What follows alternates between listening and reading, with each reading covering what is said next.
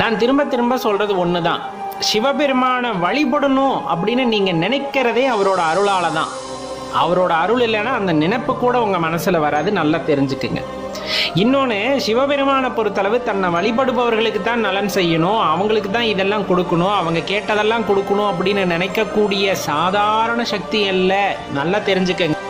நீங்க சாதாரணமா அந்த சக்தியை எடை போட்டு விட முடியாது, நல்லா தெரிஞ்சுக்கங்க. தன்னை வழிபட்டாலும் சரி, தன்னை வழிபடாவிட்டாலும் சரி, தன்னை நிந்தித்தாலும் சரி, தன்னை நினையாதவர்களுக்கும் சரி, எது அவர்களின் வாழ்க்கைக்கு தேவையோ, அடுத்த கட்ட முன்னேற்றத்திற்கு செல்வதற்கு அவர்களுக்கு எது தேவையோ அதை பார்த்து பார்த்து கொடுப்பவர் எம்பெருமான் ஈசன். அவர்கிட்ட போய் நீங்க மடியேந்தி பிச்சை கேட்கணும்னு அவசியம் கிடையாது.